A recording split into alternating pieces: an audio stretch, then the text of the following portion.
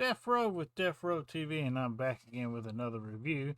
And as you can see, this is going to be the last episode of Neverwhere, episode 6, As Above, So Below. And before I get started on this last episode, the finale episode of Neverwhere, please remember to like, subscribe, and share. Hit that notification bell so you can see what other obscure miniseries that I might start reviewing later on. I do have a couple in mind, and you might see it come up next week. So, like I said, hit that likes, hit that subscribe, and hit that notification bell. So let's get started on episode 6 of Neverwhere, As Above, So Below, the last episode of Neverwhere. And as you can see here, in this last episode, we have Mayhew talking to the camera again, because this is nearing the end.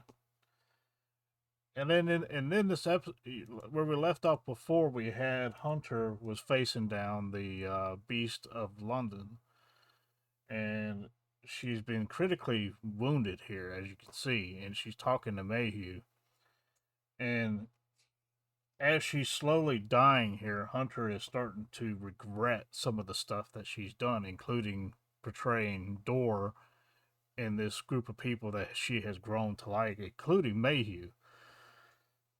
So she's near death and she's wounded by the Beast of London, but she did get a couple good licks in on the Beast the first time.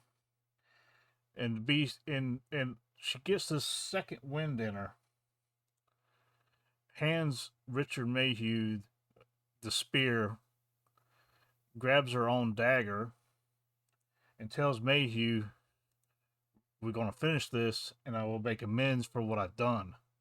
As far as her betraying him and Dor and the Marquis de Carabas.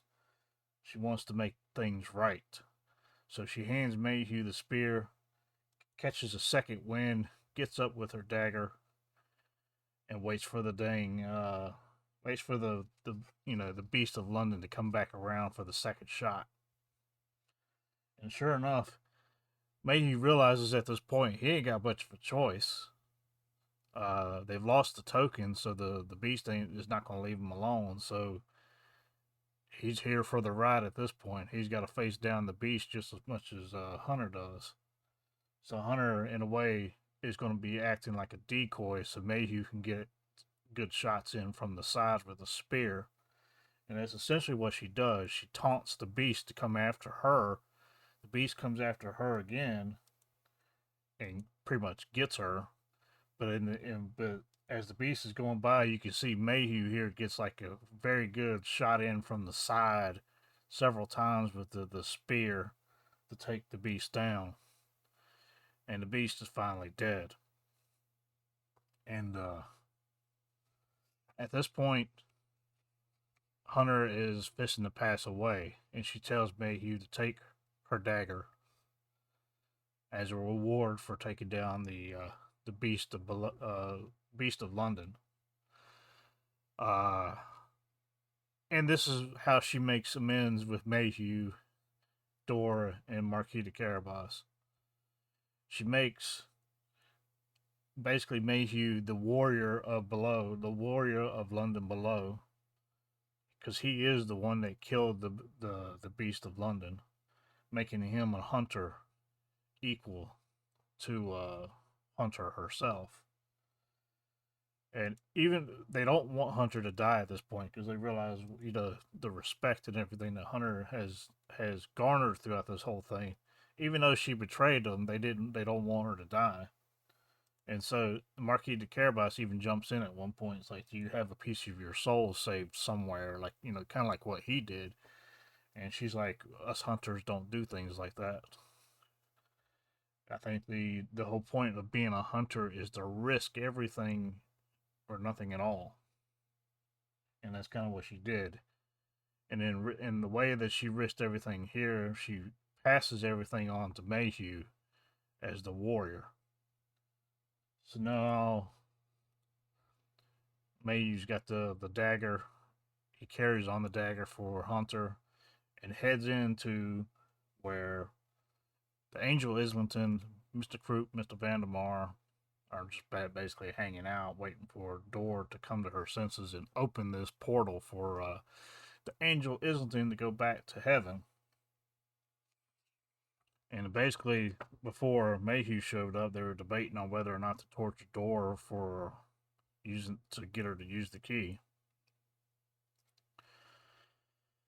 So, yeah, so as you can see here, Mayhew's walking up and he's got the confidence, man. He just took down the damn beast of London. He's ready to kick these guys' asses. But like you said below, but and then Islington's like, well, hello, welcome, and all this stuff, and then of course this changes the situation, and Islington decides, okay, well maybe we won't torture Door, but we can torture Mayhew, and maybe she'll do what I ask her to do.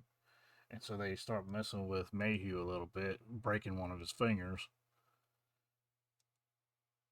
And so, and then Mayhew's like, "How could you do this? You're an angel." It's like your point. So the Marquis de Carabas was right. You're no better than Lucifer himself. And you come to find out why the angel Islington is the way he is. It's because he's been trapped down here in London below for ever since he let down Atlantis. And so he was supposed to be the caretaker of Atlantis, and he failed at his job with Atlantis, and Atlantis, of course, plunged into the sea forever. And so, as part of his punishment, he was sent to London below, and that's where he's been ever since. The Black Friars had were protecting the key from Islington, which is what the Black Friars were for. But because Richard, as you find out later, he is the key master. He was able to gain access to the key. And so Dora, in seeing that they're going to torture Mayhew, decides to tell Islington the key is around her neck. And Islington gets the key and say, all right, we're going to do this, whether you like it or not. And of course, you know, that's when the Marquis de Carabas shows up, and Mr. Croup is like, didn't we kill you? It's like, well, yes, but no at the same time. And again, the Marquis de Carabas reiterates the whole thing of like, Lucifer, and Islington is like, Lucifer is an idiot. He has domination over nothing. It said Lucifer is, huh? And what do you have domination over? Two thugs and a room full of candles. This is one of my favorite comebacks in this entire thing. And Marquis de Carabas gets on the angel Islington right here. Huh. You have domination over two thugs and a room full of candles.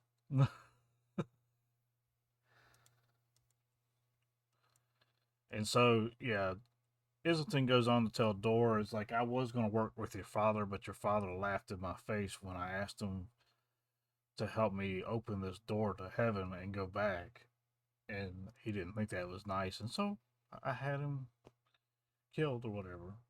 And so they start to torture Mayhew again. It's like, okay, we're going to take his ear off. And then that's when Dora decides to help him open the door.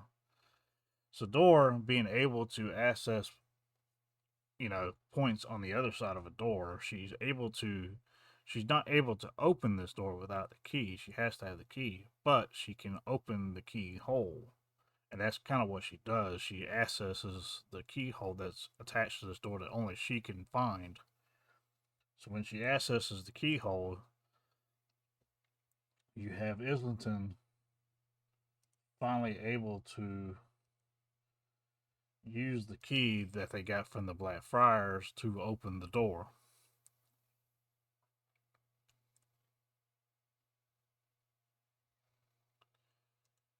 And basically, his whole idea is he's gonna walk right back into heaven and take it all over and become head honcho or whatever. And he's got this evil look on his face, like he's becoming possessed by his own power. But then something, but what they, and what I find hilarious here is that you have Dor, Mayhew, and the Marquis de Carabas are chained to the wall because they're thinking about torturing them for information or to get her to open the door. Well, come to find out, Dora had the fake key on her the entire time. So the key that she used on this door that supposedly is supposed to go to heaven, she was able to open it up to wherever she wanted to open it up to because it was a key created by the blacksmith when she wanted a copy made, and she had snuck the real key onto Mayhew into Mayhew's pocket when he wasn't looking. And what's funny about that, Mayhew at one point was trying to tell Mr. Croup and Mr. Vandermar that he had the key on him and handed him, in the last episode, that he handed him like the key to his apartment, not realizing he had the real key on him. And even Mayhew was like, they could have searched me at their own will and found the real key, but instead they took your word for it that you had it around your neck and they used that key. And anyway, because they used the key that she had made, she was able to open the door to somewhere completely not heaven, and she just basically made up a place for them to go, and she ended up just calling it some type of void, and basically to trap Islington and Mr. Group and Mr. Vandermar in because they are not chained to the wall, so they can't hold themselves back from being sucked in. As you can see here, they are chained to the wall and then they get sucked in and the door shuts. And that is the end to Islington, Mr. Krug, and Mr. Vandermeer. At least that's what you think. I mean, because you don't really know where they went. Dora doesn't really know where they went. She just made somewhere else up for them to be dumped into. But as Islington is being sucked in, she's like, wait a minute, don't let me go. He's like trying to get her to stop it from happening, but it's too late and he's being sucked in. And then he says something to the effect as, well, you don't know about your sister. And he's like, and up to this point, we thought that Mr. Kroop, Mr. Vandemar had killed all her family, including her sister and brothers, or sister and brother. But apparently, uh, it, the angel Islington knows that the other sister might have gotten away. He kind of alludes to it a little bit. It's kind of a asshole move. It's like, wait a minute, don't kill me. I know where your sister is, type deal. But it's too late. They get sucked in. And of course, they all meet back up at Dora's father's office. And the Black Friar that is there, commuting with them. And basically, the Black Friar calls them all idiots because none of them understand what the key really is. Uh, and because Mayhew's sitting there, is like, Dora, he's like, you got what you wanted. You figured out who killed your parents. We figured out that whole ordeal. And then he looks over at the Marquis de Carabas. He's like, you got what you wanted. She owes you a big favor and all this, right? And he's like, you're correct. So what about me? How do I get back home? And all this stuff. And then neither Dora or the Marquis de Carabas know how to get him back home. They just think he's stuck in London below and he can't go anywhere. But the Black Friar interjects about this time and says, "You all three are idiots." And he basically says his Mayhew is the key master because he was the only one to ever pass the ordeal that makes him and only him the key master. And the key is not just a key to the door to heaven or whatever, it is the key to all reality. So, if Mayhew wants to go back to a London above to his old life, he can do so at his own free will because he is the key master. And because he killed the beast from London below, he is also free to roam London below at his own free will because he has gained the title of warrior slash hunter from Hunter helping him kill the beast. And you find out because so now Richard is one of the only characters in this entire series because he is a keymaster and he is a hunter. now at this point, or warrior, whatever. He can move in London above and London below simultaneously if he wants to, because he now has that ability, being both a free walker of London below because of the status he gained from killing the beast, but also because he's the key master and he's able to progress back into London above without people forgetting about who he is, because he can, like I said, like the friar says, it's the key to all reality, and it says it in that way. So on the way back to London above, he takes the train, the it's the Earl's Court train, and he meets up with the Duke here again. And the Duke hears about all the travels he had in London below and him killing the beast and everything, and decides to use Hunter's dagger as a way to knight him as a warrior of London below, and gives him, in doing so, he gives them a free pass or free reign over all of London below that he controls or whatever. Like, they respect Richard that much at this point, after all he's been through with London below, and getting Dora where she wanted to, and getting the key, the ordeal, the whole 9 yards. I mean, you think about exactly what all Richard has done while he has been down there, even though he didn't want to do any of it. He just wanted to go back home this entire time. The adventure that he had in the process of trying to get home has made him a well respected, and he is a free walker of London below now. Even though Richard is starting to kind of have second thoughts about the whole thing, and the door finally meets up with him in the spot that he came in from London above, and she tells him, so what you have to do is you turn around. I use the keys so you can go into your reality. You turn around, but do not look back. And so he does exactly that. And he's had, like I said, they both having second thoughts about this whole thing. He really doesn't want to leave, and she doesn't. And she finally tells him she doesn't want him to leave, and tells him, like, look, we could work together, and maybe we can find my sister. She could be out there. From what he said before he got pulled into that void, she's going to have to go looking for her sister somewhere. So that's going to be her next adventure in London below, is looking for her sister, and she could use his help, being the keymaster and warrior slash hunter of London below. Richard Mayhew has a lot of sway in London below, just as much, if not more, than Dora and Marquis de Carabas. So there's all that, but he still decides he wants to go back. And that's what he does. He ends up going back, comes up to London below. He's able to use the ATM machine again and everything. Everything is right as rain, if not better than when he left. Because, like he said, it's a key to all reality. So it's almost like this is the best version of what he thought he should have. You know, nothing more, nothing less. Like he could have, if he used a key to reality, he could have gone back up there as a billionaire or some shit. If he really was the key to all reality. But he only went back up there as the self he was before, but maybe just a little bit better, but not like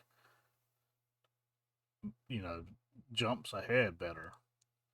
So yeah, he's finally able to use the ATM machine. He calls a cab and everything, and then the next day he goes back into his work and realizes his desk is still not there. And he's like, okay, what's going on? Maybe people have forgotten about it. But then he realized, so he used the name on the door, and he's been promoted and given an actual office with a door and junior partner. Everybody in the office is congratulating him and everything, and everybody in the office thinks he was just on vacation, but he's come back from vacation and getting a promotion and everything. So, and then of course you have Jessica coming in, and Jessica puts the engagement ring on his desk, and even doesn't mind him calling her Jess at this point. So it's like this reality is just slightly better than what he had before.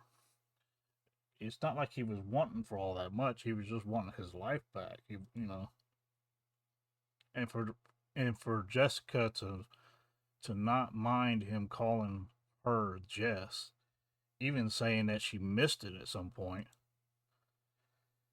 But still, there's something in the back of his mind. He's like, he's got the dagger sitting on his desk, and he's reminiscing about his whole time in London Below, and it's almost like he came back to sit still, and he can't stand it. So now, he's walking down this alleyway and he sees this homeless person. He gives this homeless person some money and just starts having a conversation with the homeless person about, you know, did you ever think that the right choice was the wrong choice, or maybe I should have stayed. And that's the whole thing about this is maybe you know, and that's the whole thing. He's the key master, but uh he can't create the door, but he can at least he can if he can find a pathway back to London Below, he can get back in, but he can't just create a door out of thin air like Door can. So he has to, but he gets so frustrated that he finally just decides he wants to go back, and he ends up using the knife, the dagger that Hunter gave him, and draws like a fake door on the wall here, wanting to go back, and he starts yelling into it. It's like because he's realizing at this point the life in London above is not everything that he thought it would be. He said even if it's better than what he had before, he's still it's not it feels like you're standing still after everything he's just went through. Like you just went through an adventure of a lifetime in London Below, and all of a sudden you got to go back and sit at a desk all day long, look at a computer, and go over numbers. There's no adrenaline rush on that. There's no high in that. It's how do you go back to that? And that's what this whole thing is. And then on top of that, he's got Door waiting on him on the other side, which he has started to care about before he left, and Door was caring about him as well. And there was a whole nother adventure to be had because, like she said, she was going to have to go look for her sister, which she probably already has started to look for her sister, and she is far gone now, gone to look. So who shows up instead to bring him back to London Below? None other than the Marquis de Carabas. Ah, man, I love this guy. The Marquis de Carabas is like, what you waiting for, man? And so the Marquis de Carabas leads him back to the London Below, and that is the end of Neverwhere. As above, so below. That is episode 6 and the final finale of Neverwhere. As you can see here,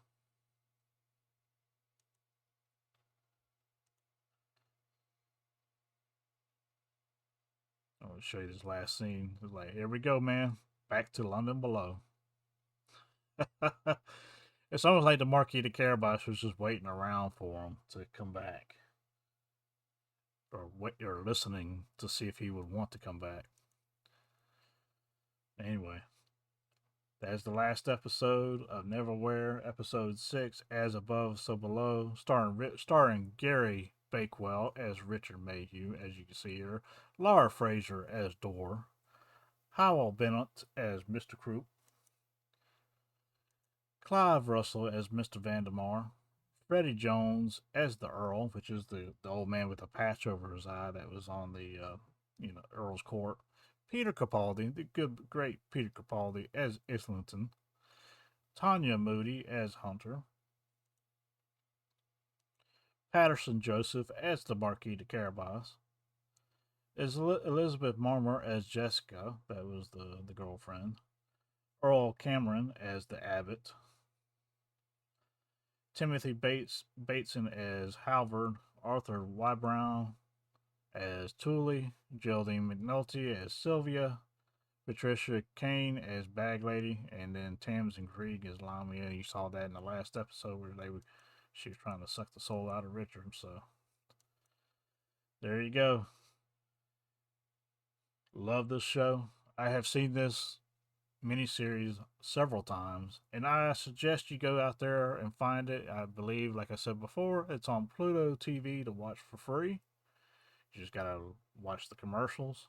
It's worth it to me. They're only like 25-minute episodes anyway, 6 episodes. Or you can rent or buy the streaming copy of this on Amazon or Prime Video if you want to do it that way. Or if you just want to, go on eBay and see if you can't find a copy of it on DVD. I do have a copy of it myself on DVD, which is how I'm able to watch it on here. So there is that. Without further ado, that is my review of the last episode of Neverwhere, one of my favorite shows of all time. As you can see in my critic list score, I have it in a very high percentage, in the 90 something percent. This is a top tier 5-star series for me, or 4.5, whatever you want to call it. It's up there. And that will do it for me. And this is, like I said, Neverwhere, one of my favorite shows of all time. I am out. This is Deafrowe. Thank you for watching.